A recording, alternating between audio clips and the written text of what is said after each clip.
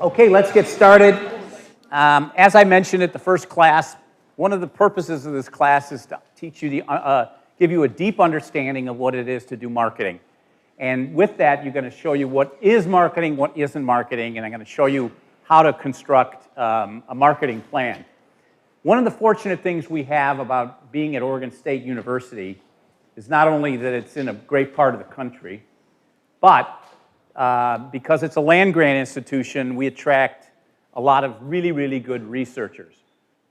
Now, the downside of the coin is that our researchers, for example, I may have mentioned to you this, that next to Cornell University, Oregon State gets more earmarked research dollars than any other college in the nation. Now, that may seem surprising to you, and it was surprising to me as a businessman in Oregon for 20 years that I didn't know that. That's a marketing problem Oregon State has on its own. But deep within this university, we have research that's changing the world. And that's what excites me every day about coming to work.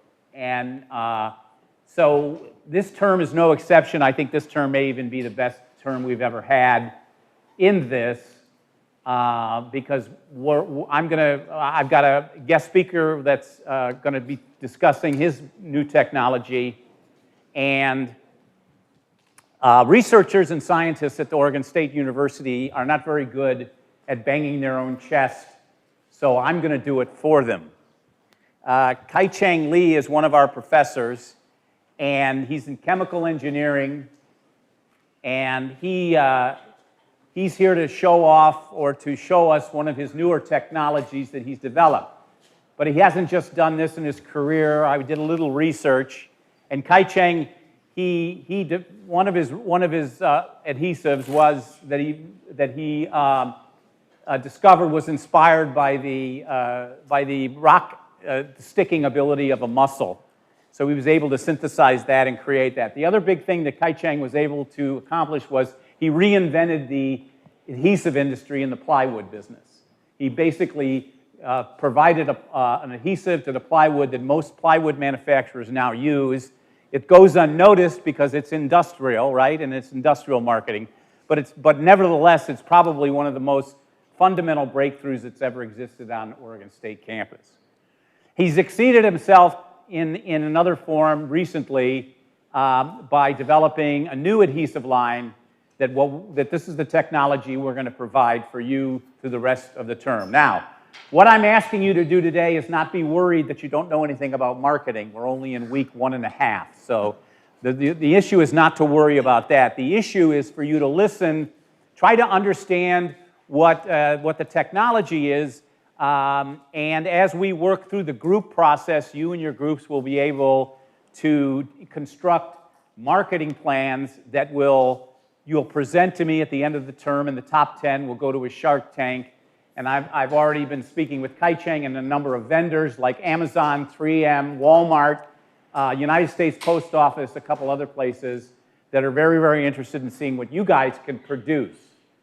In addition, as these marketing plans go forward and we have winning groups that are inspired themselves, I will personally help them if they want to launch their products and get into the market. Now, there's one unique thing about being in the university, and that is that as a faculty member, Kaichang and I, being part of the university, is we don't really own the IP that we create. It's owned by a university, and there's a mechanism for ways to distribute that. That's a holdover from a lot of the old land-grant institutions. Now, on the other hand, though, students own their own IP. So therefore, being a student in this class, figuring out a cool idea, you own it. Now, that may not seem like a big deal, but I can guarantee you if you have a great idea, it could be a monumental idea. So that's an encouragement for you to understand technology. I'm going to explain to you how this technology can relate to the marketplace. And although I have a biased opinion of what I think is what Kaichang's technology can do, Kaichang has his perspective from a scientist's perspective. Probably neither one are totally correct. But between 40 groups that are working on this project, thinking about and in real-time learning marketing and its implications, there might be somebody in here that'll reinvent the world. So that's the objective, and that's what we're going to try to accomplish. So without any further ado, let's give a big hand for Kaichang Li and your study. I'll get you in there. So, thank you for the nice introduction. My name is Kaichang Li. I've been at OSU for 20 years, going to be 21 years pretty soon. And so I invented some called formaldehyde-free wood adhesive from absorbing or the muscle stick to the rock very strongly in water and kind of mimic what the muscle can do in water.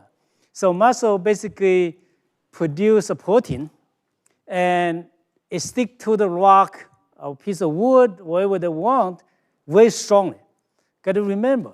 So whenever you want to glue something together, when it's wet, it doesn't glue well, right? When it's dirty, it doesn't glue well. But the muscle as seed, they have no ability to clean up the surface. To survive, not being washed away from the wave, they had to stick somewhere. Okay? That's a survival skill for the muscle as seed. Okay? They produce a protein, stick to the rock very strongly.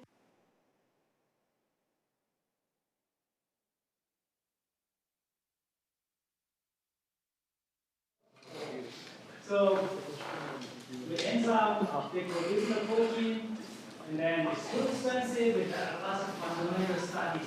What's the chemistry? What's the protein structure? Why is it somewhere? The enzyme is a tofu we eat, it's a healthy food, right? It's a protein. There was a protein, but a different amino acid. Okay? So protein, if you're not a scientist and chemist, protein, it consists of 20 amino acids, just like a particle read, right? You read an article, nice article, A, B, C, D, you count how many A, how many D, and then you do this analysis. The protein is the same, but a different composition. So from there, I invented this called formaldehyde adhesive. Right now, most of the plywood is made with this called real formaldehyde adhesive. Formaldehyde is the toxic chemical solution. Okay? We don't need that toxic chemical solution. So we, for this, the solid flower, the technology has been patented and then get commercialized at the end of 2004. So it's been a long time ago, right? So it generated lots of revenue for OSU. Some of my technology, it generated probably one of the biggest income generator, revenue generator for the OSU. Okay? So with the money that I don't need to write a proposal. I just need to do what I like to do. So this what we're going to talk about today is another different invention. Okay? So pressure sensitive adhesive. Okay? So what? Here can cut out.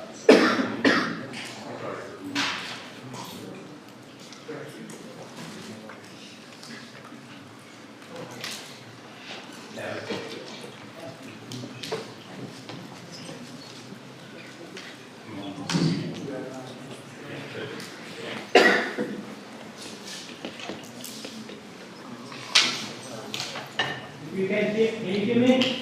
Yeah. Okay. So this new category invention is called PSS, pressure sensitive adhesive. What is the pressure sensitive adhesive? So this is the compactness test. So when you paint your house, there's a trim down here, the smoky floor, our outlet here. You need to tap it, okay? Then you paint. If you don't do that, the paint will touch here, and then you have hard time to clean it. Okay? So this is the tape you're going to use. Okay? There's so many different types of application. So you look at here, then you have to put pressure on here. Okay? Now you won't be able to put it out. That's called pressure sensitive. Okay? So this name, what's it called? Pressure sensitive adhesive. So you don't need the organic solvent, you don't need to use any heat, you only need the light pressure, then you stick. Okay, this is called a pressure sensitive adhesive. Now, if you look at here, typically has a couple components there, okay? So on the back side, you see, I can peel it, right? And one side, outside layer, okay, this is called baking material. It can be a piece of paper or plastic film. Now, on the other side, this sticky side, okay, that's called pressure-sensitive adhesive. Okay, so we can make it into a tab or post-it note or stamp. Okay, a label. When you go to a postal office, you say, "Oh, I'm gonna mail my package to somewhere." You get to give them the address, right? They're gonna print it out. They're gonna peel it off, stick to the box. Okay, that sticky thing is called pressure-sensitive adhesive. Okay. Now, look, this is a Scotch tape and barcode and name tag protecting film. Okay. Now, different application have different requirements. How strong has this stick there? Okay. If you want to buy like a clothes hanger to Home Depot, you buy it, stick it, peel it off, and stick to the wall. Then you can hang your clothes on. That one we call pretty high strength. Okay, you don't want to hang your clothes there, then fall down pretty easy, right? So, but they all belong to the same type of adhesive called pressure-sensitive adhesive. Okay. Now, you may say, "Hey, this is only looks like a very thin layer." There's a huge market for it. Okay, especially now the e-commerce. Okay, everybody buying things online. At least at my home, I cannot. My recycle bin is kind of too small to recycle those cardboard box. My wife like to order everything from online now. Okay, so every boxes when they're shipping, they must have a packaging tape to seal the cardboard box, right? Must have a label, address. Hey, you may say the whole box is only one or two label, one like a packaging tape, but you're talking about billions about cardboard boxes. So the market is really huge, okay? Band-Aid, okay? And medical application. There's so many things you need to, the Band-Aid you ever use? I assume everybody uses a Band-Aid one way or the other, right? So when you peel it off, it's a pressure-sensitive adhesive, okay? But for that one, you need to have some special requirements. Say, it sticks to the skin very well, but not that strong. When you pull it off, don't hurt your skin, don't pull the hair out. But then there's another product, you intentionally make it really strong, hair removal. Okay? You stick to the leg, put it out. So the hair all come out. But that one will call much different requirement, right? So this is really huge, especially this, now, I think it's year 2016 that China suddenly say, ban the import of trash. Okay, no trash can go into that. In the past, all the plastic, they bundle it, ask you guys to separate it in recycle box, then they bundle it, send it to China for profit, right? But now the China suddenly say, no, we're going to accept any trash anymore. So there's a lot of plastic accumulation. Now this is a plastic, part of a plastic problem, the pressure-sensitive adhesive. They're not biodegradable, okay? Accumulated in the landfill, in ocean, and it lasts forever, okay? So we need bio-based and not petroleum, okay? Petroleum, now we have hydraulic fracking, the oil, petroleum is kind of cheap, but it has affinity reserve, right? One day, we may not see the day, but we all use up the petroleum, okay? Bio-based, the ideal pressure-sensitive adhesive would be what? From renewable material, like you grow soybean every year, okay? You generate the oil every year. And also you have the product, you go into the landfill, it can decompose like a vegetable oil, get rotten and decompose very easy, okay? Now, there's so many different applications, okay? So almost on your daily life, anything you can think of, you need the pressure-sensitive heater, basically, okay? So I'm not going to read all this. I think you will have this presentation. Just even you go to grocery store, every apple may have a little bit sticker there, the number, right? Behind it, there's a pressure-sensitive heater, okay?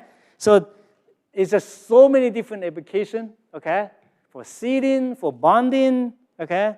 And you may not know every window or door behind the frame, there's a tap, okay? There's a pressure-sensitive heater tap. You peel it off and stick there. It prevents moisture getting into your room, okay? But you don't see it, okay? There's anywhere you can think about, I can find something that require pressure-sensitive heater, okay? It's really, really universal product, okay? Protecting insulation for the insulation foam, okay? Who's the key player? Who are making all this? 3M and Avery Dennison. These are two big guys, okay? 3M and Avery Dennison, they somehow don't get along very well. So one time, they kind of roughly divide the market. So 3M is specialized in making the tape, okay? Avery Dennison making labels. So there's some other smaller player, Henkel, Dow Chemical, and so different chemical. There's some niche market, okay? But these two are the big guy, okay? 3M. If you go to Home Depot, you see all the tape. They all made with 3M. But 3M don't make it anymore, okay? They OEM to China, like other countries make it, just put their logo on it, okay? So, and look at it. This is a list, not an exclusive list, okay? I just found this website, and there's so many different type of product made with 3M, okay? And you look at here, they have different size. This is called transfer tape, and some of them and double size tape. You peel it both sides, and then for making sandwich, it's like I said, glue two things together, okay? There's so many different type of product, okay? And, okay, so this is another example, okay? So they have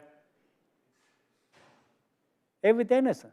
Now going to the label, wine bottle, water bottle, and even the food label, okay? So all this barcode and address book, name tag. If you go to a party, they ask you to write down your name, then you peel it off, stick to your clothes. There's a pressure-sensitive heater, okay? Now, how they make it? Now, right now, most of them is based on petrochemical. One exception is the natural rubber. Now, natural rubber in Oregon is too cold to grow rubber tree, okay? You have to go to Amazon River region and go all Southeast Asia, Malaysia, Indonesia, you can go to rubber tree. Now, natural rubber is like rubber. You drive the car, the tire is made with rubber, right? Now, your automobile probably is a synthetic rubber. Natural rubber typically for airplane, the wheel in the airplane, because it's more wear resistant, okay? But this very expensive stuff, right? So, and also high molecule weight, they use organic solvent and they do it, okay? Now, the bulk of it now is you had to make it in the solvent base called polyacrylic. It's a petrochemical base. You make a polymer either in organic solvent, okay? Now, you use the organic solvent that you have to recycle. You cannot allow just let the organic solvent go into the air, right? And the other way, they make it into so-called emulsion. You know, milky, okay? So it's emulsion. You have as surfactant, they get emulsified. say, inside there are tiny particle. So it's about 50% water, okay? So this is called emulsion-based and solvent-based. Now, I've been to a number of the production plants of making tape and label, okay? So those plants has really long drying tunnel because when you coat the adhesive there, then you had to remove the water, okay? And the other one is that it's called hot melt adhesive. So some of the polymer, you had to make it melt when you raise the temperature, but when you cool it down, it becomes sticky, okay? Now, these two products require a lot of investment, okay? So those big companies can do that. But a small company, mom and pop shop, they want to supply, let's say, all the label for Whole Food Market, just make it up, okay? So there's some of the small market, they cannot afford a high investment and to make this a long drying tunnel, right? So they're going to use this hot melt adhesive and raise the temperature, coat it, and cool it down. But this is more like 3 times more expensive than emulsion or solvent-based adhesive, okay? So now there's a new one, it's called UV cure. So this is a typical process of making the label or tape, okay? So you have the so-called release liner. So in here, there's no release liner because the release liner is outside. It's a silicone coated, okay? So I'll see if I have a, see. I thought I have the stamp. So if you have a stamp, when you mail a letter, when you peel it off, at the bottom part is called release liner, okay? So when you go, then you have adhesive going in, okay? And then you have really drying tunnel, okay? Really, really long, okay? So because you need to get rid of the water. Now remember, this machine running like typically 300 feet to 900 feet per minute. Really fast, okay? And then you had to get rid of the 50% of water in a matter of minutes, okay? You need a lot of energy, okay? Now, this is called hot melt. Hot melt is a lot easier. You just say, this is, you squeeze the adhesive out, this conveyor belt is going, then you laminate it, it's done, okay? Now, this is what they call a slot die process. Basically, it's really, really narrow opening. Use a melt, raise the temperature, use a pump, and push it out, okay? But remember, this type of adhesive is at least 3 times more expensive than emulsion or solvent-based adhesive, okay? Now, what's the drawback? First of all this acrylic-based PHA, they're all petroleum-based, okay? They use petrochemical. And also the polymer they make is called carbon-carbon linkage, okay? So got to remember, carbon-carbon linked together, the bond energy is very high. It's really hard to break, okay? If you go into the landfill, it would take forever, okay? It takes really long time to break it down, okay? And recycle the carbon, okay? So as I just showed you, it's very expensive, right? You need a lot of investment to invest in this drying, like a drying kiln, they call it, okay? Or drying tunnel, okay? And very energy intensive. You need lots of energy to remove the water, okay? And the other one is we have some silicone base, or it's even more expensive, okay? 10 times more expensive than the traditional one. But the silicone base is a good thing. It can go into really cold temperature. If you live in northern Canada, in the wintertime, if you use a normal name tag, it won't stick because now it's kind of frozen up. It's not sticky anymore, okay? But silicone base can do that, but it's very, very expensive. Hot melt, still petrochemical base, but is very expensive, okay? Natural rubber, as I said, natural rubber itself is very expensive, and also need to use organic solvent, okay? I visited one of the plant, use natural rubber for make insulation tape, electrical tape, okay? So electrical tape, you see, you peel it out, wrap up the wire. They require insulation to the electricity, right? So their thing is they claim that they use one of the chemical called toluene. They said they recycle 99.99%. But when I was there, I still can smell it because toluene is really hard to recycle it 100%, okay? So what's our solution? I said, well, I work on soil protein, right? It's all soybean. Now, soybean, you remove the hull here, outside, and then extract the oil. There's this vegetable oil. What is remaining is called soy meal. So grounded, it becomes soy flour. Now, soy flour is the one using for my wood adhesive. They're making private panel with the flour. So now I thought this is a good stuff to see, not oily, right? We found a way to turn it into oily stuff into sticky stuff, okay? So very environmental friendly process. When we make it, we don't need any use organic solvent. We don't use any toxic chemical, okay? Very simple, in chemistry, called addition reaction, okay? So the reaction doesn't generate any byproduct, okay? So this is vegetable oil. As you know, when you cook at home, all the oil down to the drain, nature already figured out, okay? They said this is a natural product. They somehow can decompose it very easy, okay? So for our stuff, all the bond in the oil, they call ester linkage, okay? Not the carbon-carbon linkage.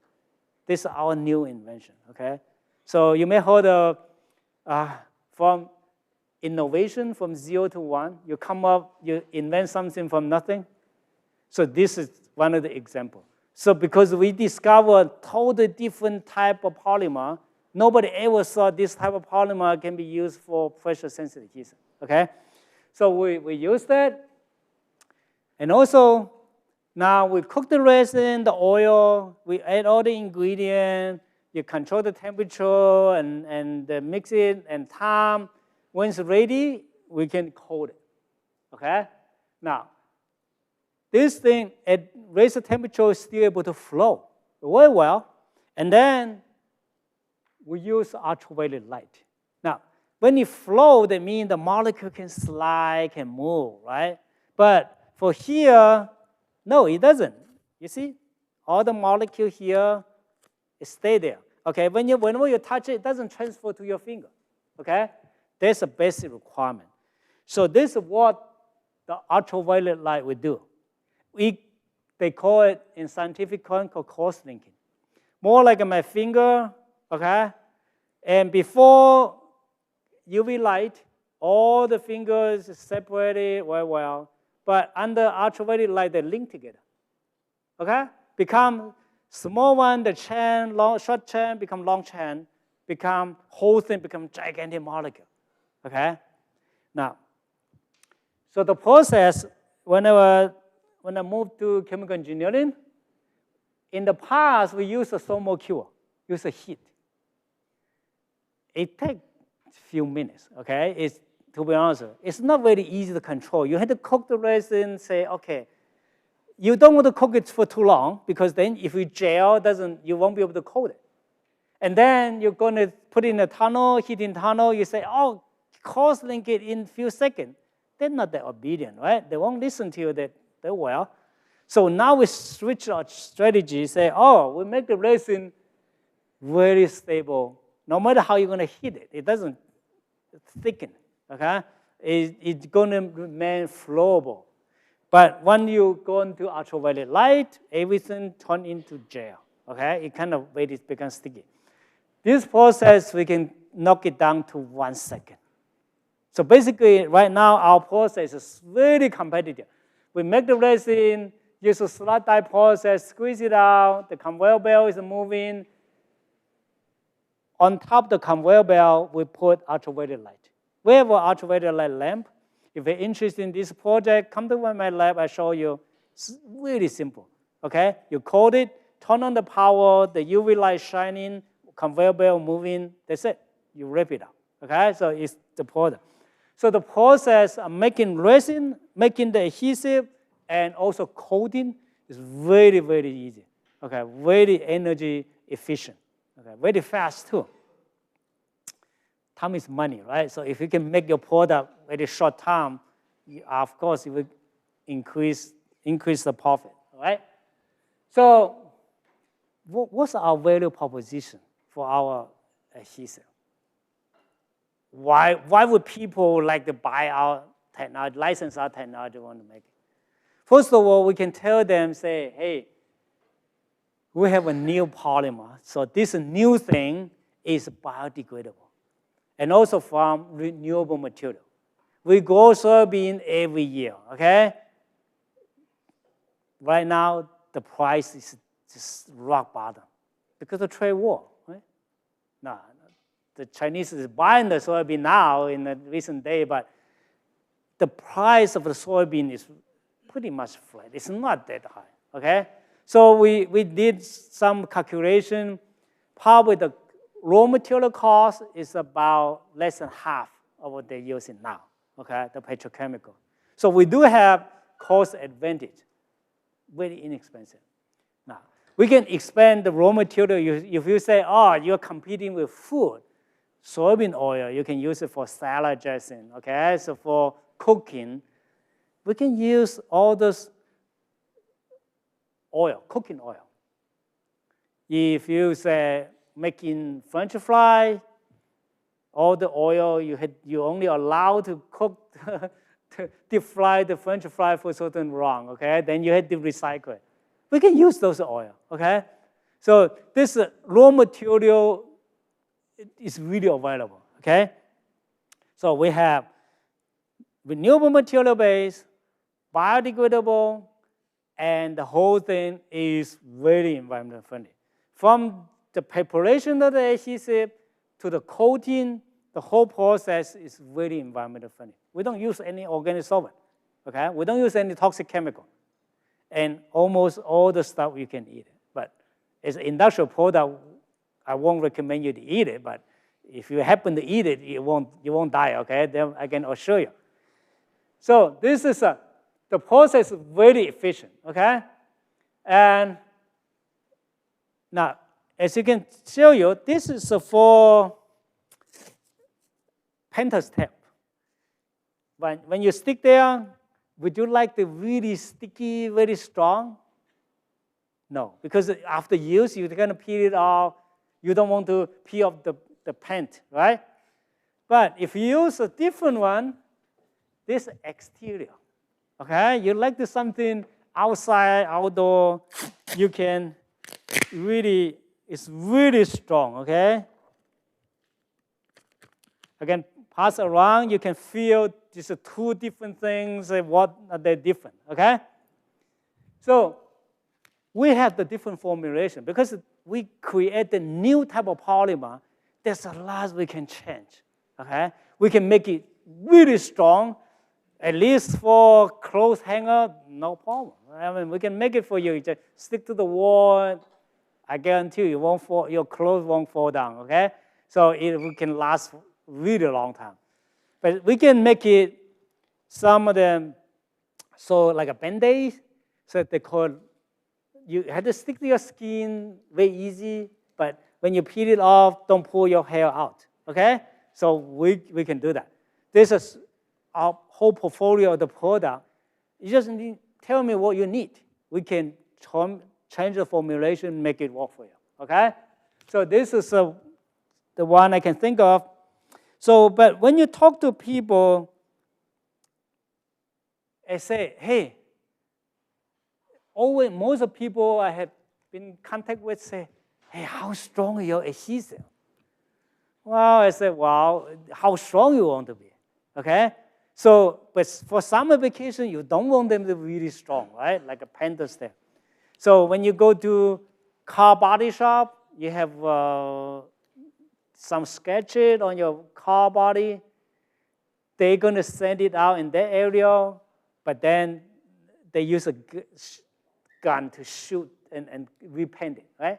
But outside those damaged areas, they need to use this tape because they cannot afford, say, you cannot squeeze only the paint to the certain area without spoil the paint around.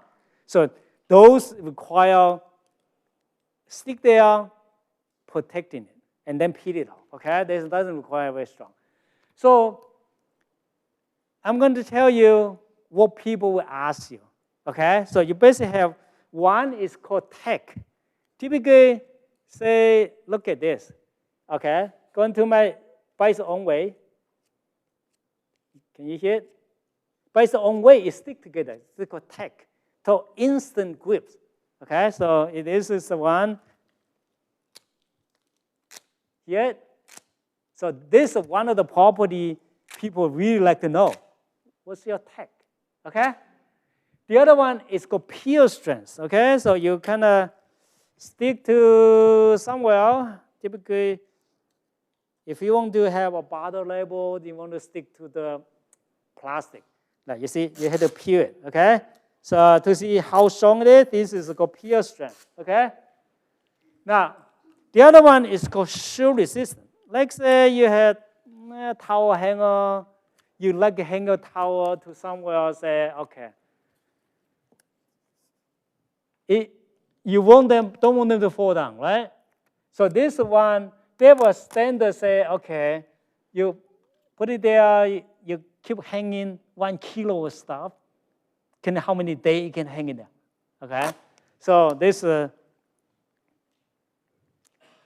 a tech, okay? That all day, this is still used.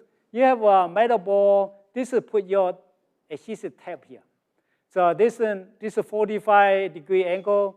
This one can roll down to see how far this can roll in, okay? The higher the tag, should be the shorter the resistance, the shorter the distance from here, right? Now, this is the one we do in our lab, so we kind of fold it like this, okay? So, and then going down, when you touch, go 1 inch, then you pull it. Then pull it right away to see how strong it is, okay?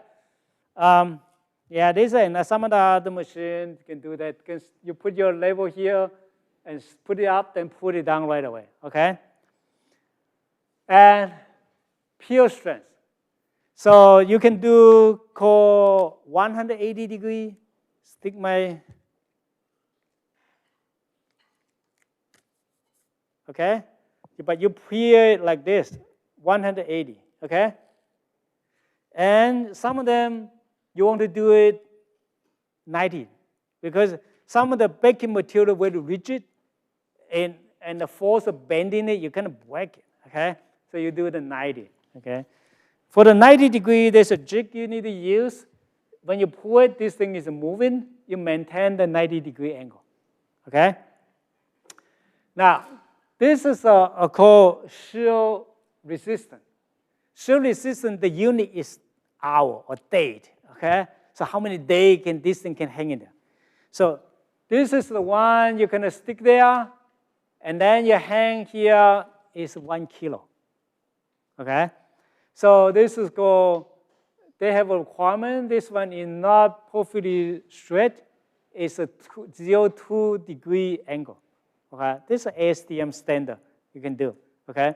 But this is to tell you, hey, whether your adhesive, when you hang in with something, whether the polymer really stable. If it's slide, like say, if the UV light doesn't cross-link it very well, my finger like a slide. When under stress, it slide, then fall down. Okay? So this is a really good test.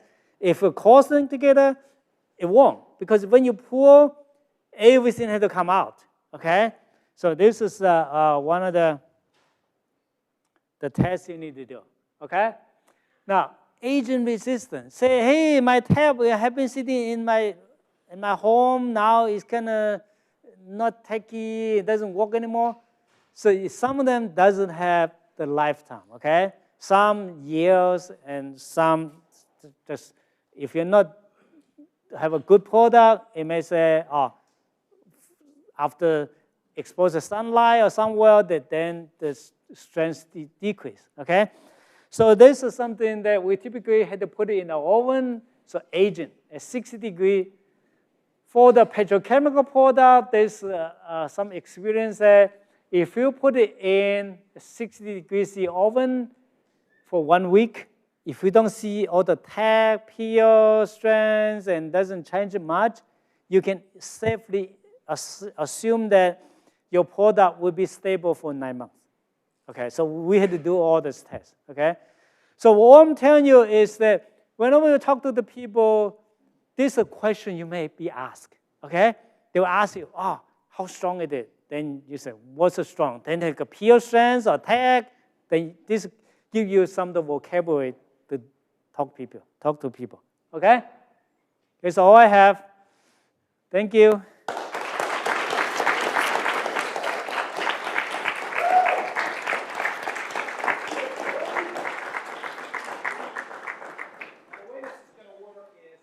If anybody has any direct questions right now, just want to ask that we can take a few questions if there are any right off the bat.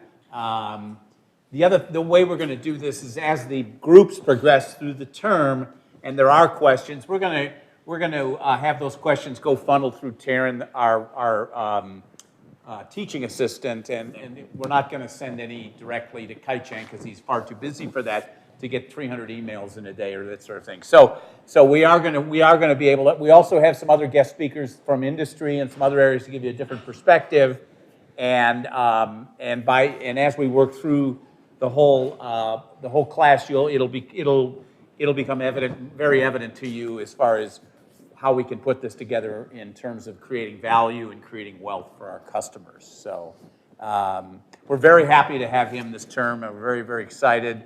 And thank you very much for your. Thank you. Thank you. All right.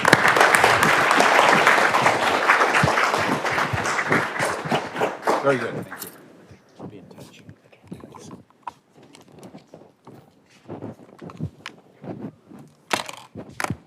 And I will put this presentation up on your top hat today, so you'll have it available for you.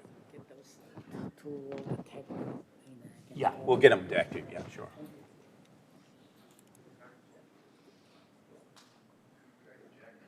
Oh, thank you.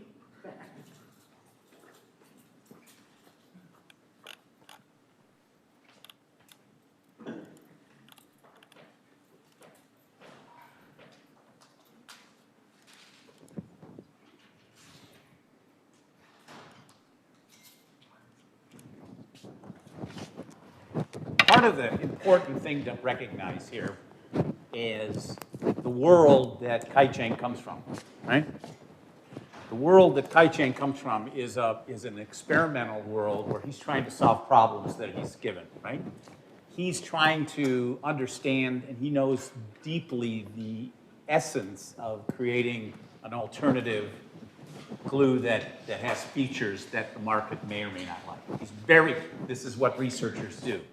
They're very good at solving problems. But typically, these technologies end up just sort of percolating around the university atmosphere. He might publish a paper. It might go out and it might be read by other academics. But as we go through this, next week we'll start lecturing on marketing environments, like the microenvironment, about how the inside of a company works. You know, why is it that Kodak invented the digital camera and was bankrupt 7 years later? There's things that happen within businesses that will affect whether a company. Now, the other thing is the drivers of the market, and we want to get into that, and we want you to understand that because of technologies today, we can upend industries with a great idea in a matter where it took 20 years, we can do it in 6 months. So we're going to show you how to do that. So again, the general marketing process is understanding the market, what the customer needs and wants. Now, what Kaichang showed us today is what he thinks the adhesive manufacturers want because that's what they've told him, right?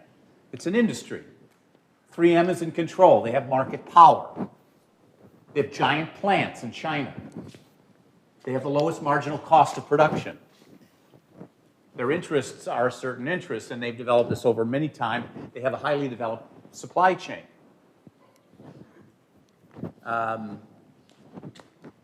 We have to design a customer-driven marketing strategy for the first time. In other words, what does the customer want? I'll get into that in just a second.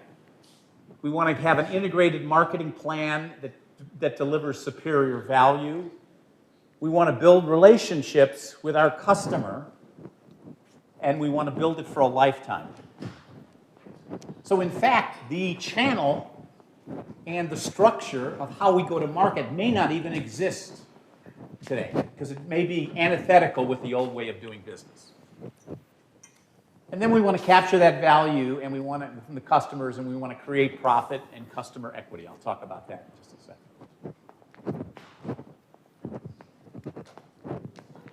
So, I've made the argument that there's a lot of ways to market products. One way is to take a technology that exists and apply the marketing process to it, which is what we're going to do in this class. And we found a better way. Kaichang has just showed us a better way. He's demonstrated the ability to do this before. He has a reputation in the industry.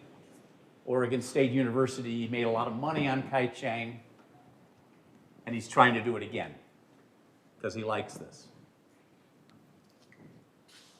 And we found a better way. Now what we're going to try to do is take that technology, apply marketing principles to it, see if we can create wealth. Okay. First big question we all should be asking ourselves, because none of us are adhesive experts. I'm not. We're just consumers. First question I would ask, or we look at this, does it produce value? Does the technology produce value?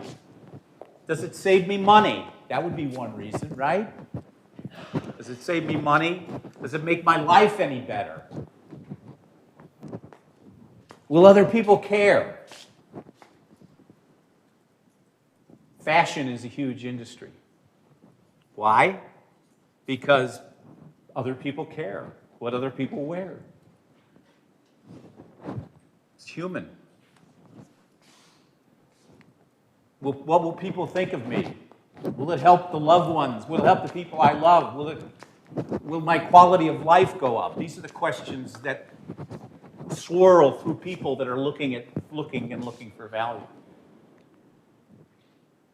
And the bottom line is we found but who gives a you know what? Huh? Who cares? It's tape. It's freaking tape.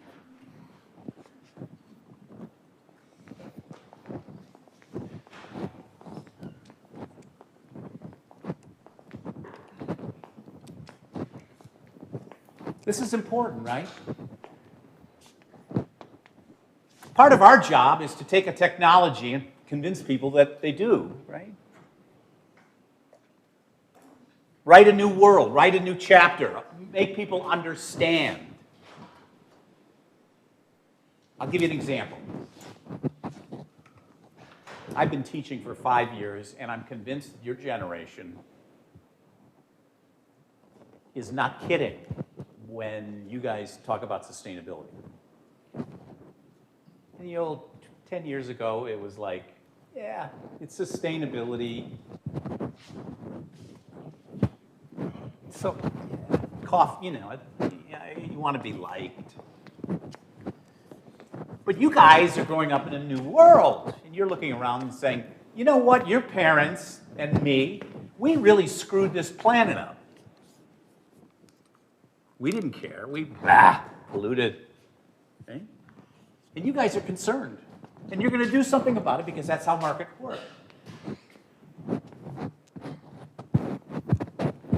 Well, you're going to do that, But there's also, markets have a funny way of operating because where you get value, you also get externalities, you get other things that go on.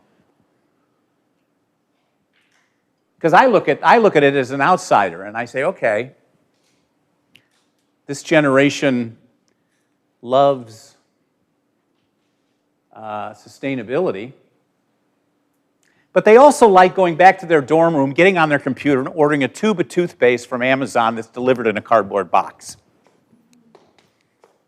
Now that to me is insane. I mean, if you do the math in terms of, you know, how many trees you have to cut down to make a cardboard box and, you know, the energy associated with it. I mean, if you thought about it. Does that mean you're evil? No, I'm not saying that. You're getting value from your next day free delivery. However, market opportunities could emerge and you could turn a negative into a positive by saying, well, guess what? Used to be that cardboard boxes had a 60% recycle rate because of all the petroleum-based adhesives that were put onto it. Now, it's 99%. But who cares? Well, it may be a different person than we all think, right? I bet Amazon cares. Why do they care? Well, they've invested a lot of money in you guys. Free shipping. Every one of you. Discount. Free shipping. They want you for the rest of your life. And they know that you want sustainability. And they're not giving it to you right now, so there would be. So we're in the middle of a sort of a market shifting experiment. So if we look at the market a different way, if we don't just look at it like, if you went to 3M tomorrow, and I'll bet Kaichang has done this. I bet he has been to 3M. He's kind of a tough guy to get to know. You know, he's a little guarded, but I'm getting to know much better. But he's the #1 guy in adhesives in the world, and I bet he's been in front of a 3M, and I bet he did this. I'll bet he did this exact same presentation. And I'll bet when they left, I'll bet 3M guys said, "Who gives a shit?"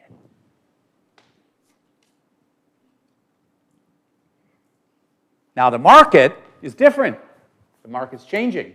So there may be opportunities all over to look at this thing a different way. And I'm going to give you, in the next 6, 7 weeks, I'm going to give you tools to look at the way that market works.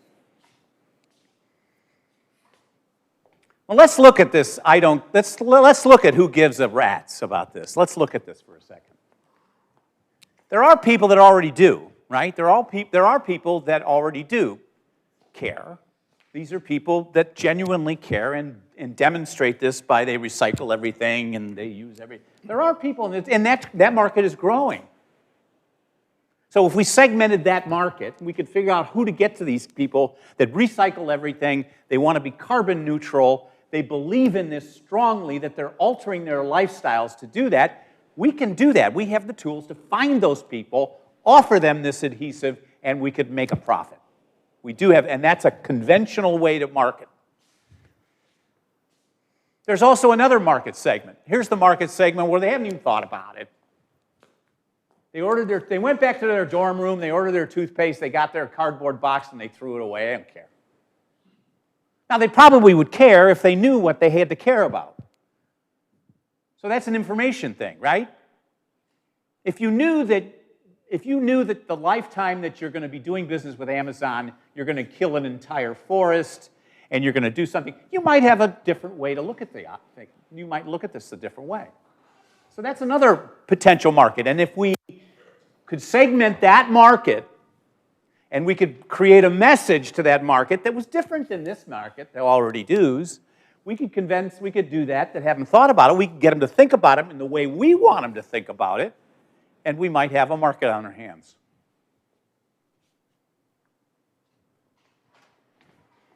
Then there's the market that wouldn't even care if they thought about it. Here I am. Amazon knows they don't care about me. They didn't offer me free shipping. You know why? because I'm going to die before they get the return on investment. They don't care about me. They care about you. Also, I'm biased. I'm biased. I'll talk about that in a second. I'm biased. Now, I can manage my bias, but it takes a lot of work. And a lot of times when I look at the packaging, I don't want to worry about it. Now the question is, who in the supply chain, who gives the rats? Right? If you notice Kaichang's presentation, he was focused on these guys. The factory. That's who he was focused on. 3M. Big. That's what I heard. 3M. Big. Huge. This other guy, you know. He knows the industry.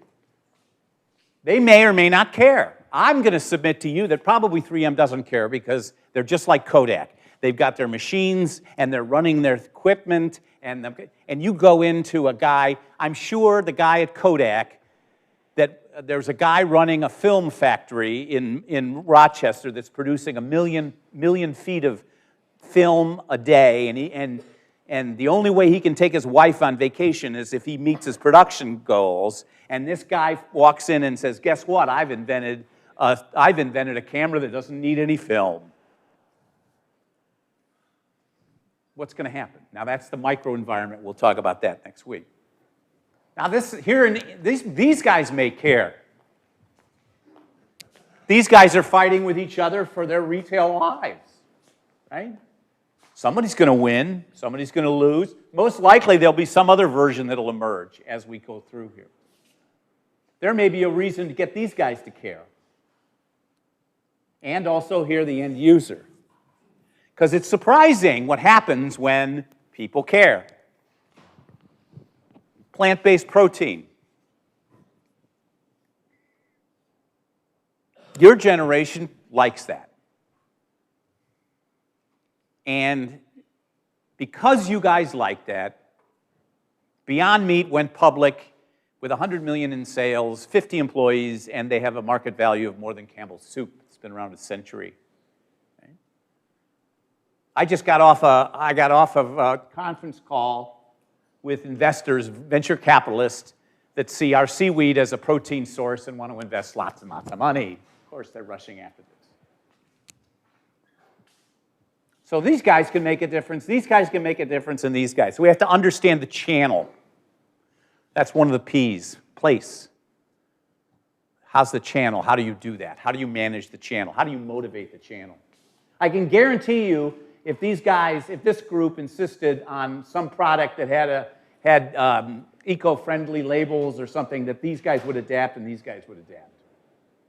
Also, if these guys could get something that was cheaper, more effective, better, these guys would be happy and these guys would react.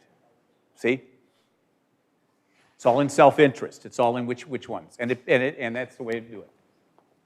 So the way this works is you have suppliers, then you have the company here, and you have your consumers, and you have competitors, and you have these marketing intermediaries. We'll talk a lot about this.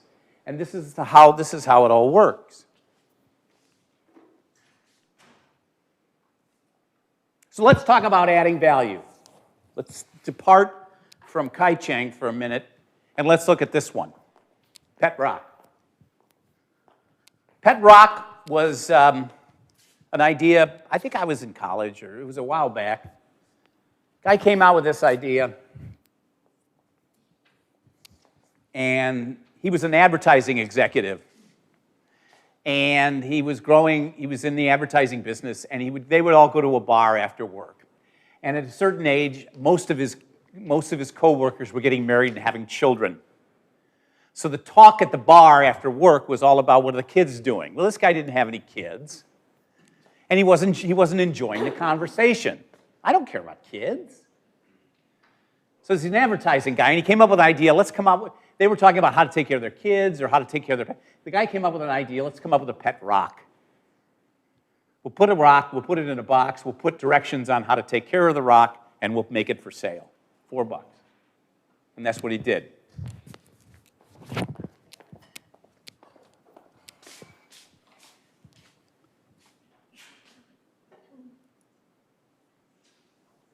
Those fortunate few who do not know, pet rocks have been adopted and pampered by owners who claim stones are cleaner, quieter, easier to care for than other pets, and less likely to run away, die, or multiply.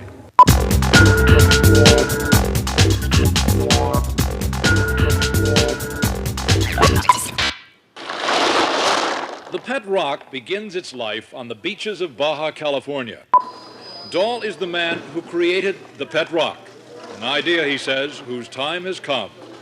It's been incredible. We mailed our first pet rocks to the stores October 1st, and by Christmas we'll have sold well over 1 million units. That kind of stuff just doesn't happen. But on the declining curve, we'll probably sell another 1 million or 2.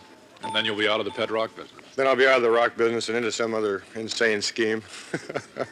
Or lying on a beach someplace, not caring about it. Spokesmen for the May Company say that they are beginning to get returns of the pet rock. That one woman who bought one of these brought it back saying it was moving in the box when she bought it, but when she got it home, it stopped moving. Another wrote a letter to the store saying after she taught her rock a number of tricks, the rock died, and she had to give it a decent burial in the backyard. Jim Brown, KNBC News in downtown Los Angeles. Hey, NBC News fans, thanks for checking out our YouTube channel. Subscribe by clicking on that button down here.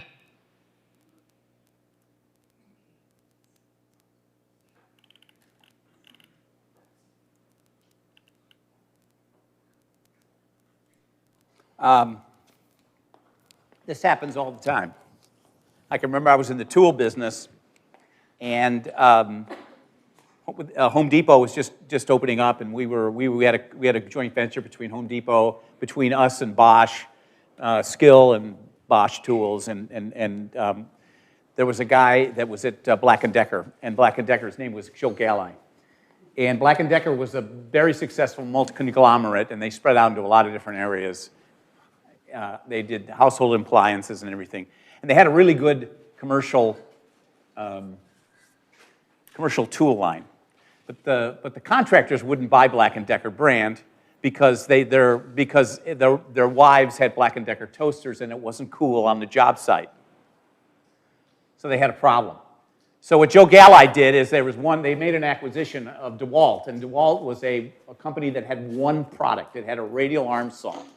The advantage of DeWalt was every lumber yard in America had a DeWalt saw, and it was colored yellow. Had a great brand name, and every contractor knew the name. So Joe Galli, he came up with the idea. He said, take all of our Black & Decker commercial tools, paint them yellow, slap a DeWalt name on them, and we'll sell them to Home Depot. And he went from a $5 million business to a $200 million business in a year. And they actually did studies where they interviewed people who had swore that they had been using DeWalt drills for 20 years, and they'd just been out and on the market for 2 years. So that kind of power is very, very good. Now, the question we want to ask ourselves is, what's better for the world? Pet rock or the iPhone? I played you the Steve Jobs trying to create the value for the iPhone. He established the value, and that actually put iPhone and Apple on the market as one of the most profitable companies in the world. So the question is, what's better for the world, iPhone or pet rock? And I'll say that they both are. I say it's a tie. You might think I'm crazy, but I'm saying it's a tie, because what happened in both of these? Well, both of these were markets that were people that came out with products or services that created value for someone. Nobody put a gun to anybody's head and said, you got to buy a pet rock, and nobody put a gun to anybody's head and said you have to buy an iPhone 10. Somewhere in there were people that saw value in that. They saw value in that product, and they bought it. And that's what counts. Now, the big deal is again, in the free market, did we cheat anybody? Did we cheat anybody? Has iPhone, or have you ever got, well, maybe there's a few, but in both of these cases, they got exactly what they bought. Now, this doesn't always happen. And this is where marketing gets its bad name. University of Phoenix is a for-profit university. And among other things, they advertised very heavily for students. This was one of their ads. So my kids don't have to forage, got 2 jobs to pay a mortgage, and I've also got a brain. Life's short, talk is cheap, I'll be working while you sleep.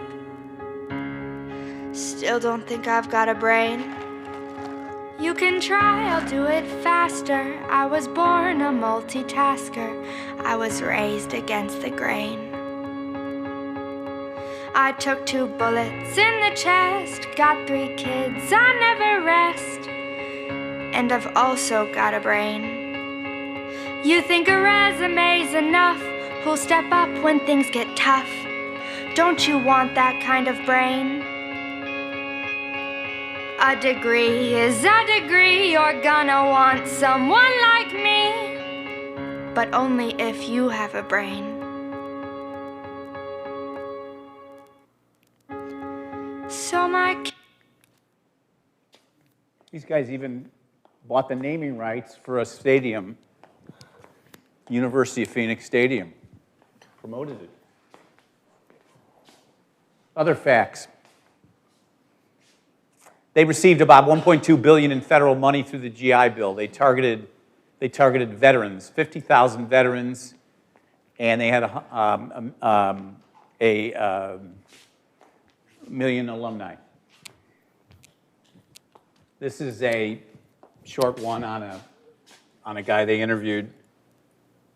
He's a former insider who's admitted he fudged records to boost enrollment at a for-profit college, and that's not all. He says coworkers used your tax dollars to pay for their vacations and new cars. The investigator, Tom Meyer, has a story you'll see only on Channel 3 News. It wasn't about education. I felt like it was wrong. I'm selling them a $40,000 lie. Meet Arthur Green. It was about getting them in there to get the government dollars.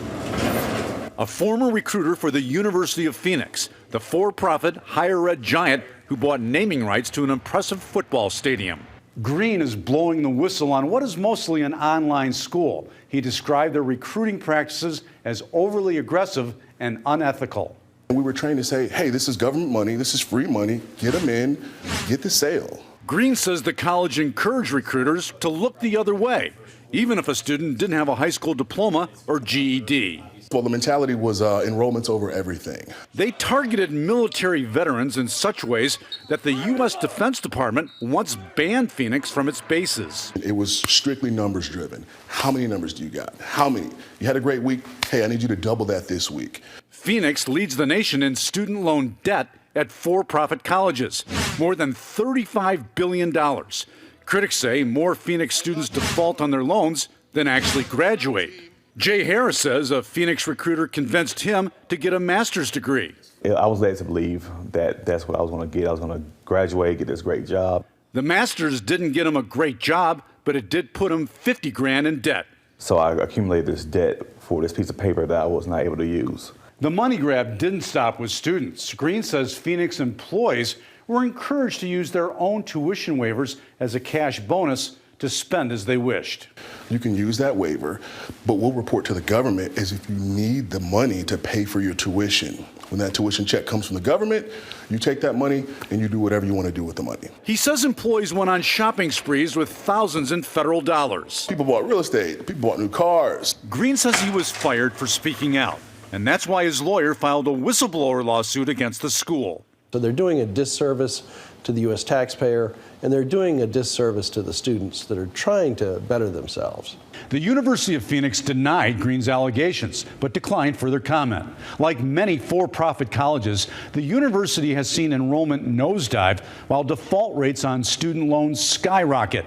A group of former students has petitioned the government to forgive their debt, arguing they were duped into enrolling. I'm the investigator, Tom Meyer. Let's see if I have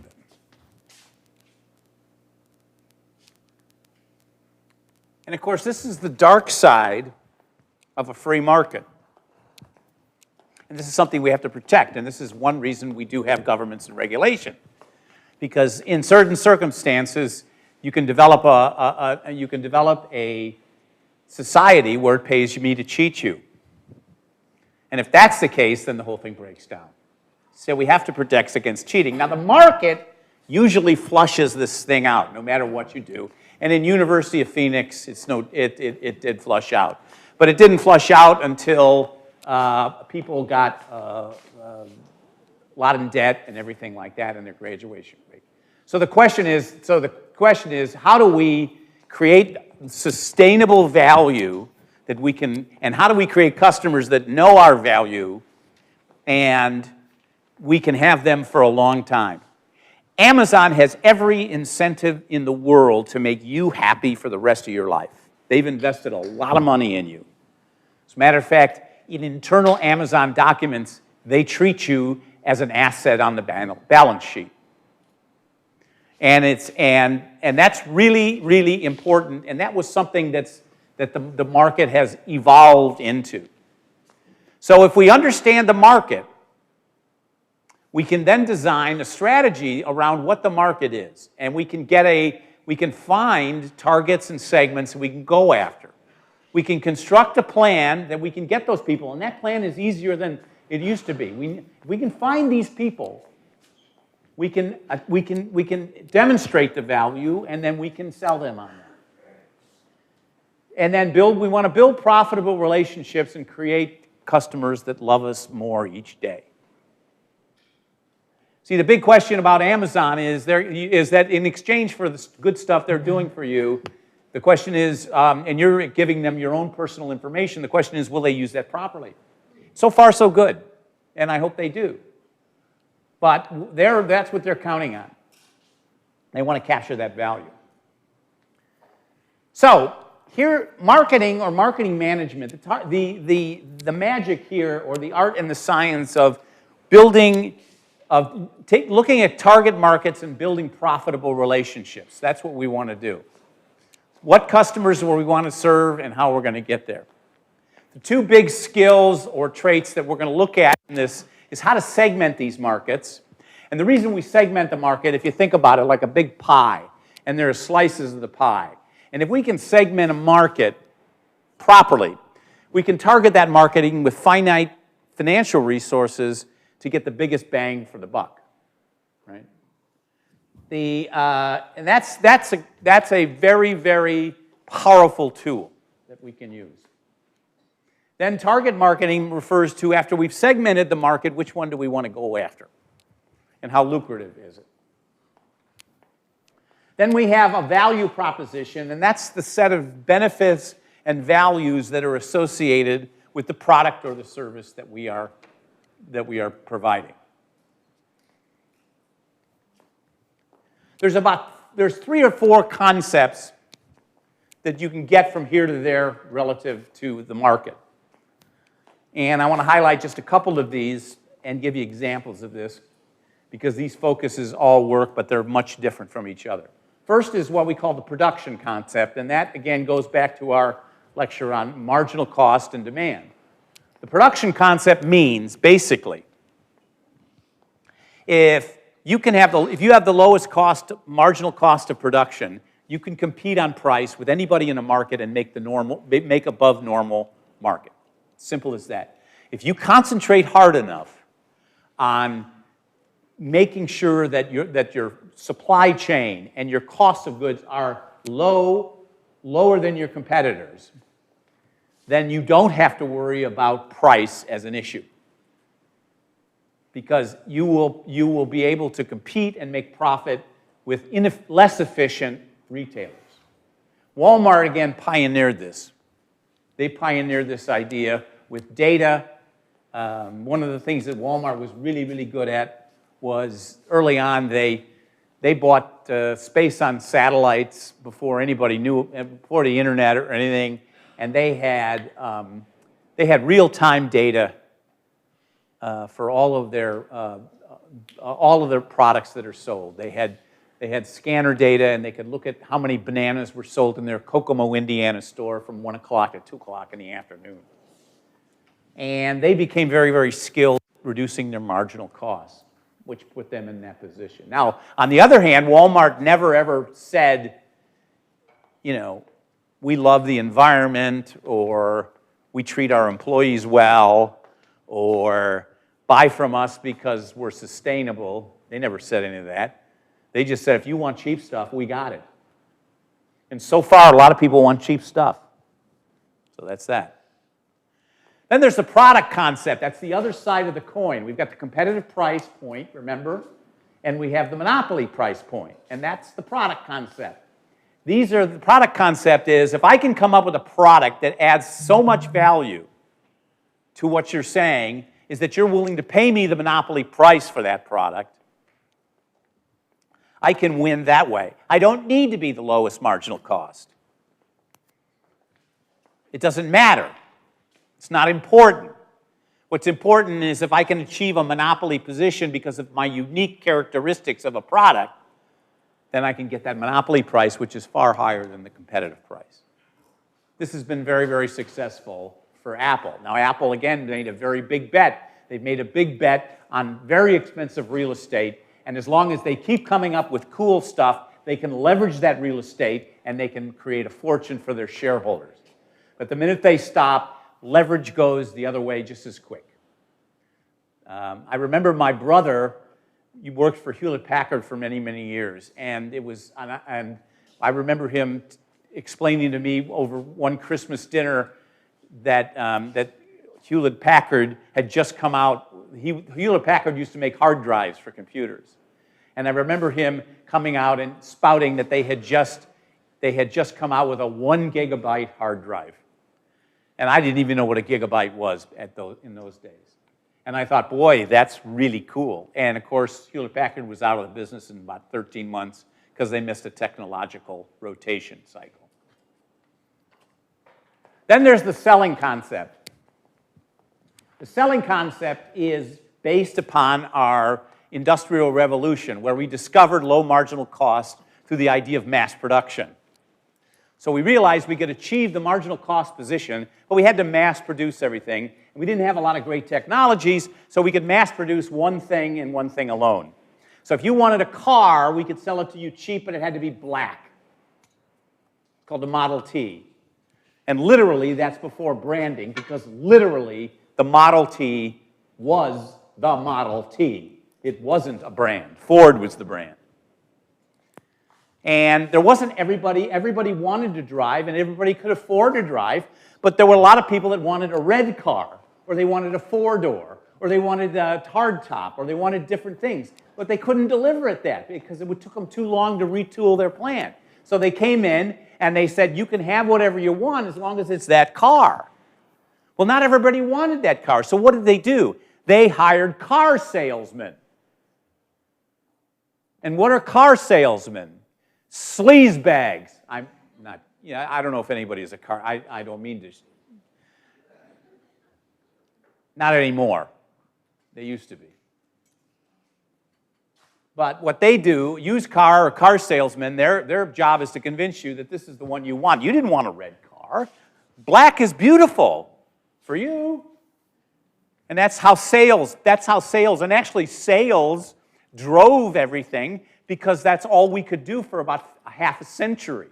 We just had a bunch of salesmen running around trying to sell you stuff you didn't need or that you didn't like. And, of course, salesmen got bad reputations as a result of that. And then there's the marketing concept, and this is relatively new, as is marketing is relatively new in the whole scheme of things. Marketing is new because the idea is I used to have to guess what you wanted. And how I did that was market research. We'll talk about market research. But I had to guess what you wanted. And the way I did it is I had to hire somebody to go out and make a poll. Do you like red? Do you like blue? What's your favorite color? How's this smell? What does this taste like? You like this taste better than... And we would pay money to have people go out and test these things for you. They would come back and give us the answer, and that's what we would base our product decision on. Now, today it's different, and that's really what that's called is that's a one-way communication. That's a static communication environment. Today, we're talking to each other. Every time you call, every time you order on Amazon, they know a little bit more about you, and they try to understand that. Or Netflix, the same thing. I turn on my Netflix, and they've got things already set that they think I'm going to want to watch. And this is the idea of trying to get together and give you exactly what you want all the time. And that's a newer concept that really is because of technology, we're able to talk to each other in a dynamic environment, right? Walmart knows how many bananas were sold in Kokomo, Indiana store between noon and 1 o'clock on May 3rd. But they don't know who bought it. They don't know who bought the bananas. It's a mystery. Amazon knows. They know who bought every banana. Guess what? And they know if they bought a banana and maybe you happen to like yellow. Walmart could never get that one. And that's become a big deal. So the marketing mix, again, we'll get to this after the midterm, but the marketing mix are the tactics that we're going to use to develop this marketing plan for Kaichang's technology. We're going to have to establish a product or a service. We're going to have to establish a price. We're going to have to establish a way to get the product into the market, the distribution strategy, how we're going to do that. And then we're going to have to find a way to promote it. These are what we call the 4 Ps. And again, the 4 Ps have maintained the test of time. The guy that invented the 4 Ps, of course, came from the University of Chicago. His name was Kotler. And he defected to the north side of Chicago and ended up his career at Northwestern. But this is where we set the marketing mix. Now, this has not changed, and it's still the test of time. The only thing that has changed is speed and content because of technology. And this is the integrated marketing plan. This is everything that goes along with the advertising, sales promotion, events, public relations, direct marketing, word of mouth, this sort of thing, personal selling. This will be the wheel of the tool for your wheelhouse. And building customer relationships is a very, very important thing. It used to be strictly the sales force. Sales guy was out there. He was the relationship guy. We've come very far from that. One of the biggest, tallest buildings in San Francisco is Salesforce. Salesforce was the leader in this in consumer relations. Most companies use this. They've automated this structure very good to try to give you a good value. So once we've designed all this stuff, these products and these services, we declare a perceived value. So in a way, we're writing a script or we're writing a symphony about what this thing is going to do. What is this technology that Kaichang? How are we going to do this? Who are we going to sell this to? How is this going to move through the market? What's the price compared to a competitive thing? What are the significant advantages? How are we going to get that? And we're going to try to drive a perceived value into the minds of our target market, which we can do. But we can't cheat, because if we cheat, we'll only get one sale. So we have to be truthful. Then the customer, if we're successful, he'll buy it. He'll buy it, and then he'll use it, or he'll be part of this, use it, and he will then, for himself, judge the satisfaction that goes along with that. And if his satisfaction level is the same as what he perceived at, everybody's good to go. If he perceives that satisfaction if the satisfaction is less than what he perceived it to be, he's going to be pissed. And if the satisfaction is greater, he's going to be elated. One of the interesting things, when I was at the University of Chicago, they were opening Disney World. It shows you how old I am. And they came to our class, and our class was being taught by George Stigler, who was a Nobel Prize winner in economics. It's a price theory class. And Disney asked us, as a class, they say, we're opening up this resort, and it's going to be bigger than anything that ever was. And they asked us, how should we price it? Should we price per... They're going to have all these villages and these different things, and it's going to be a really big thing. No one's ever seen anything. How do we price the rides? Do we price in individual rides, or the longer the ride is, the more money we charge, or how do we do it? We want to maximize our profitability. We want to give the customers a good experience. So we worked on that for a term. We did a lot of studies, we did some other things, and when we presented to the Disney board, the conclusion we came up with was, we think you ought to charge one price, and this was very innovative at the time. We think you ought to charge one price to get in. And they were kind of shocked, and our rationale was, charge one price to get in, make it competitive with like a ski slope or some other environment that you would go for a day. One price to get in. And he said, the only caveat we've got is that we did a study, and we said that people that wait in line will wait in, if they wait in line for more than 5 minutes, they get pissed off.